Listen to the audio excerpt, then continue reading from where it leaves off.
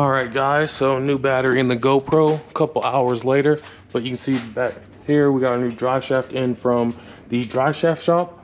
So just a lot of little stupid things slowing us down right now. Put the BMR drive shaft safety loop in, and the little washers they sent for the top, they're actually not big enough to go over the bolts they send. It wasn't right here, it was right here. They're actually not big enough to go for the bolts. So I had to sit there, try to drill all those out, but everything is in there, everything's tight, everything has Loctite on it. So next is moving up forward and finally putting our little tripod stand on the fins of the transmission here and start working on the headers. But actually before we do that, we gotta lower the car and disconnect the top bolt on the motor mount on each side, then lift the car back up, put our stand right here, and then work on getting the motor mounts out of the car. So as you guys can see at the front of the car, we got the stock air intake off. We got the rest of the sound tubing out of there, but down there, right where my dad's sticking his hand, is the top mount for the motor mount, or top bolt. Okay. So what size is that? It is a 15. So that bolt right there we'll be taking off on each side. So once you move all the factory air stuff out the way, you can get to that one pretty easy, and you can get to the one pretty easy right there too. And then the car will go back up. So also, while the car is here, back down, I need to, right underneath this line right here is the line for the new braided clutch line. So I need to pop this into place while we're at it. All right, guys, so and then on this side, pulled the battery out, which is only 3 bolts. And I wish I would have known that earlier, because it looks like it's easier to get to the top of the transmission with that out. But so we got that out so we can try to get to the header bolts on this side. And with all the air box stuff removed, my dad was able, you got all of them, didn't you? What's that? For the top? No. All the top ones, or just the front two? Yeah. So and then you guys can see down there where we got the motor mount off. So we can lift the car back up and then use the support to lift the engine up over that to completely remove the motor mounts, and then we can start working getting the headers out. So guys, so we're picking this back up the next day. I took the whole week off of work just to try to get all these parts put on the car. So we come up here. There's 4 motor mount bolts, and I could only even see the one from the top. Let's see. I don't know. Can I zoom in with the GoPro? I don't know, but it's right. If you guys can see my finger right there, that is the 4th motor mount bolt. So there's 4 on each side. I have no idea how I'm gonna get to the other one yet. I did disconnect the alternator to the back right there just to try to get to this bolt. So I thought it was loose enough where I could get it by hand now. Yeah, I can barely turn it, but once we get that out, that motor mount has to come out. They said something about you have to lock the steering wheel so you don't mess it up when you disconnect the steering shaft. But as you can see, we already disconnected mine. I did put a paint mark on there so we knew where to get it lined up. There's some way to lock the steering wheel in these cars. I'm not sure. I tried to spend last night and this morning researching how to do it. Couldn't get a good answer. So, but either way, that steering shaft has to go back up into the car so we can make room to get the new headers in. So guys, update for you. Getting the motor mount off is an absolute pain. If I can reach my hand up in here from the back side, can you guys see that ground right there? That is on the last motor mount, which is up in that direction. So you get your little nut off that holds the ground, and after that you gotta fight to get the ground wire off, and then you can get the little stud out. So now that I finally got the ground off, I can attempt to get the stud out, and then that motor mount should come out. So it took me about an hour trying to find where that last stud was and get that ground wire off. All right guys, so here we are with another update. We got the driver's side header off. So you guys can see up there, it was a combination of crawling up this ladder and trying to get them from the top and bottom. This side is just one bolt, and if the light's good enough, you can see it up through there, but you can't really get a good angle on it. So me and my dad were talking and we thought it might be better to just go ahead and pull the radiator and the front bumper off, just so once that stuff's out the way, there might be room to get to that top header bolt. But as you can see, bumper's off, it's over there. I'm working on getting this crash bar out of here, which there is 4 pinch welds, or 3, 1, 2, 3, that you have to drill out. You can see them on this side because I haven't drilled them out yet. So you got that pinch weld right there, and then you got 2 up top. You got to drill those out to remove that. So that's fine, we can get rid of that because we have a lightweight one coming anyways that will clear our heat exchanger. And we got some paint coming for that too, so we're gonna paint that black, so hopefully you won't know.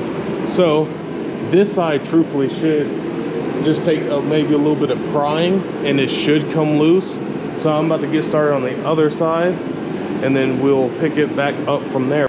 Oh, this car is kicking my butt, but as you can see, finally got the driver's side, or I'm sorry, passenger side header off. I was able to get an extension up in between those 2 AC lines very carefully, and I guess I got lucky too. I slightly bent them so I could get this long ratchet in there with the electrical taped socket on the end. That's a 15, but finally got it free. In the process of all that, that metal bar finally came off, and once I drilled out these holes, I gave it a good hit and it flew down, hit me in the knee. Trying to get that header bolt loose, I almost fell off the ladder, and then breaking it loose with that short breaker bar right there. Pretty much punched myself in the jaw too. So all in all, I'm gonna have some bumps and bruises, whether they're self-inflicted or not, trying to get a project like this done. But persistence paid off, so finally got that free. So next, I will be trying to probably use this ladder right here, bring it over here, crawl up into the car, try to lay down and pull this steering shaft up into the car, so then I have room to try to slide the new headers on there. And of course, we have new gaskets over here that have to go on as well. So that's the next step in this, is try to slide that steering shaft up there, get the headers in. Hopefully we can get these bolted in easier than the old ones came out. Once the headers go in, we got this little section here, and then we have the X pipe, and then we have our old factory.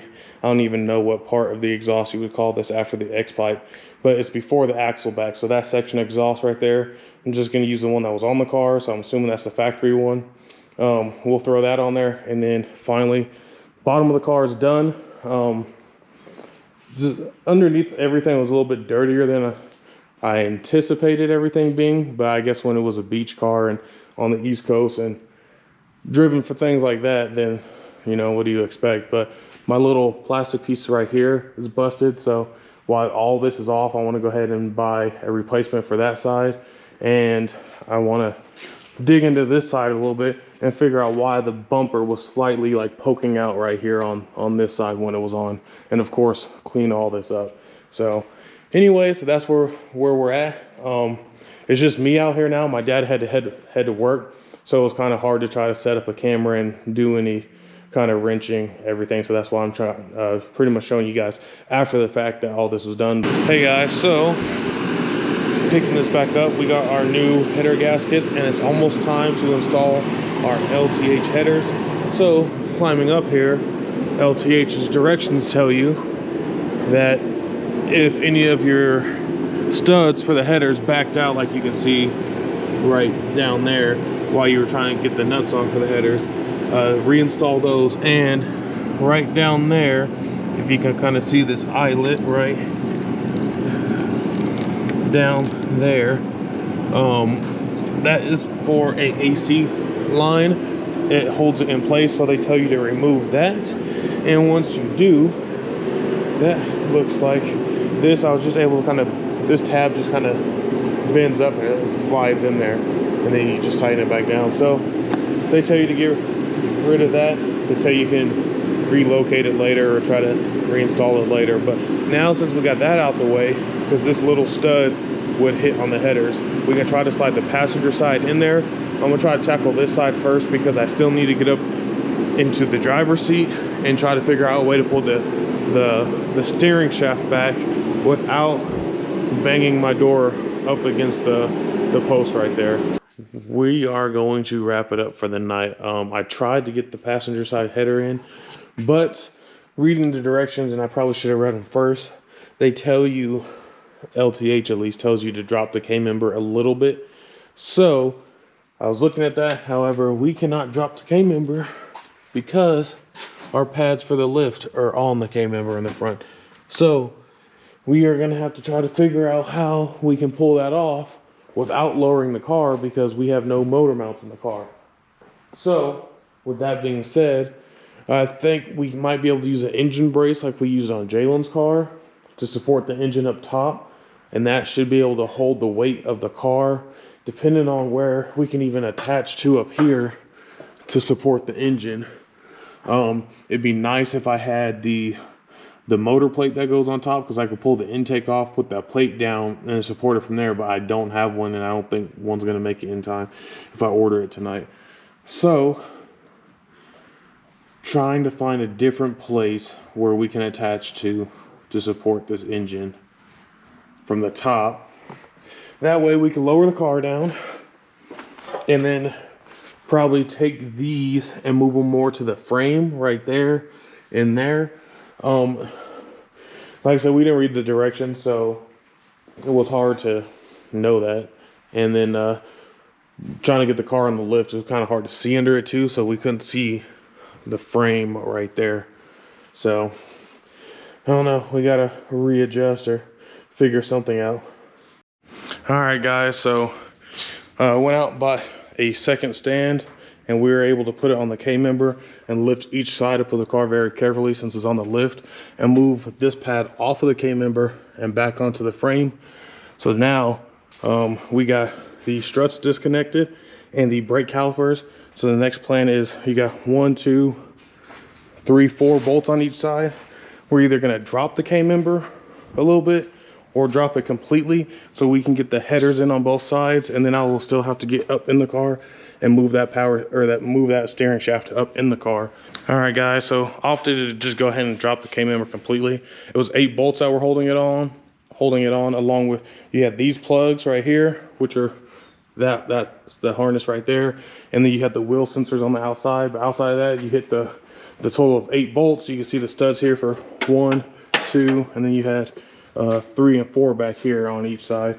But now we should have plenty of room to get to the header bolts. And honestly, Dad, if I wouldn't know how easy it was to drop that, I would have dropped it when we were trying to get the stock ones off.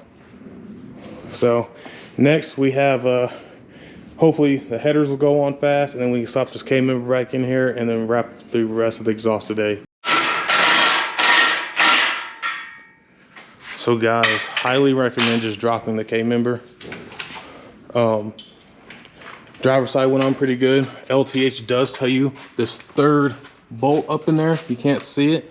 It's the third one if you're counting from the back up top.